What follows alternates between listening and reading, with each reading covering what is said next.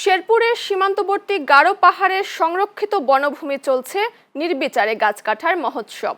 শাল, গজারি সহ বিভিন্ন প্রজাতির গাছ কেটে বন উজাড় করছে একটি চক্র। স্থানীয়দের দাবি, বন বিভাগের কিছু অসাধু কর্মকর্তা ও কাঠ পাচারকারী চক্রের যোগসাজশেই চলছে এই ধ্বংসযজ্ঞ। যদিও বন বিভাগের দাবি, নিয়মিত অভিযান চালিয়ে জড়িতদের বিরুদ্ধে ব্যবস্থা নেওয়া হচ্ছে। শেরপুর থেকে সহকর্মী মনিরুজ্জামান রাসেলের পাঠানো তথ্য ও ছবিতে দেখুন প্রতিবেদন।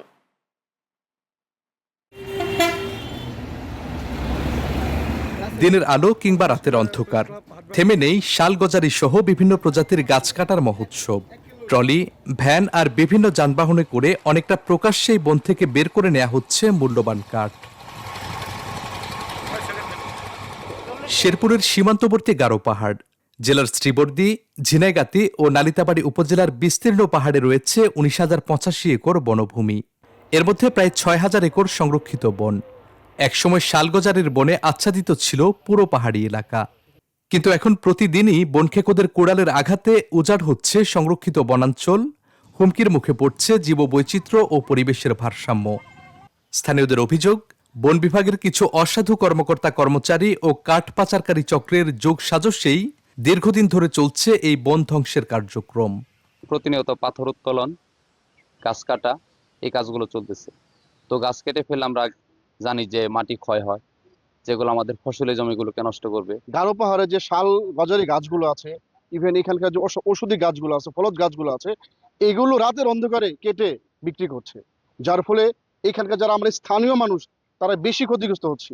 শেরপুরের গারো পাহাড় ধ্বংসের পিছনে 2-3টা কারণ। এর মধ্যে প্রথম কারণ হচ্ছে অবৈধ দখল ও দ্বিতীয় কারণ হচ্ছে রাতের আধারে সিন্ডিকেট ভাবে অবৈধভাবে গাছ কাটা। গাছগুলো রাতের আধারে এবং ভোর সকালে গাছ কেটে যুগ সাজসে এখানের স্থানীয় কিছু লোক রয়েছে, তাদের যুগ শাসনে আমাদের গাছগুলো কাটার দুঃসাহস পাচ্ছে। বনাঞ্চল ধ্বংসের পাশাপাশি চলছে বালি, মাটি ও পাথর উত্তোলন। বছরের পর বছর ধরে এমন অরাজকতা চললেও ধরাছোঁয়ার বাইরে থেকে যাচ্ছে মূল হোতারা। এতে দিন দিন আরও বেপরোয়া হয়ে উঠছে বনখেকো চক্র। নিজেদের অস্তিত্ব নিয়েও শঙ্কিত স্থানীয় বাসিন্দারা। এই বনকে ধ্বংস করার জন্য মুষ্টিমেয় কিছু লোক যোগসাজশ করে প্রতিনিয়ত যেভাবে গাছ কাটছে, যেভাবে বালি উত্তোলন করছে, পাথর উত্তোলন করছে, ঠিক একটা সময় মরুভূমিতে পরিণত হবে। শেরপুরের যে গারো পাহাড়, এই গারো পাহাড় যদি একদিন বিলীন হয়ে যায়, আমরা ভবিষ্যৎ প্রজন্মের জন্য একটা অভিশাপ হয়ে থাকবো।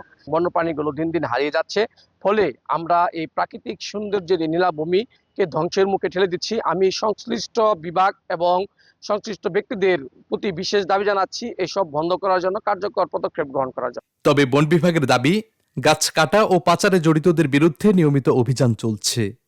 আটক করা হচ্ছে অভিযুক্তদের, দেয়া হচ্ছে মামলাও। অত্যন্ত সফলতার সাথে সকল দুষ্কৃতিকারীকে শনাক্ত করেছি।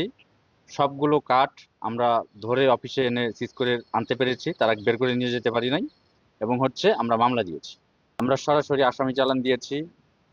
বালির গাড়ি ধরে আসামি সহ আমরা উপজেলা সহকারী কমিশনার ভূমি স্যারের মাধ্যমে আমরা সেই আসামিকে মোবাইল কোর্টের মাধ্যমে শাস্তির ব্যবস্থা করেছি। আমরা যদি সুনির্দিষ্ট তথ্য পাই, অবশ্যই আমরা ব্যবস্থা নেব। শাল গাছ কাটা বা গজারি গাছ কাটা সম্পূর্ণ নিষেধ।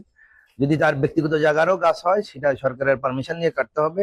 আর বনের গাছ হলে তো অবশ্যই আমরা ব্যবস্থা নেব। আপনি জানেন, গত কয়েকদিন আগে আপনার এই যে আমাদের রাংটিয়া রেঞ্জের গজনি বিটের বিট কর্মকর্তা এবং স্টাফগণ আহত হয়েছেন। দুর্বৃত্তরা তাদেরকে আঘাত করেছে, তারা আহত হয়েছে। গারো পাহাড়ের বন শুধু কাঠের উৎস নয়, এটি পুরো অঞ্চলের গুরুত্বপূর্ণ পরিবেশগত ভারসাম্য এবং জীববৈচিত্র্যের আধার। তাই বনখেকোদের বিরুদ্ধে কঠোর অভিযান, দায়ীদের আইনের আওতায় আনা এবং বন রক্ষায় কার্যকর উদ্যোগ নেয়ার দাবি স্থানীয়দের। তাদের প্রত্যাশা, এখনই কার্যকর পদক্ষেপ নেওয়া হলে রক্ষা পাবে গারো পাহাড়ের অবশিষ্ট শালগজারির বন। Saifur Rahman Rubel, channel S news desk. আপনাদের পাশে চাই, সহযোগিতা চাই এবং সকলের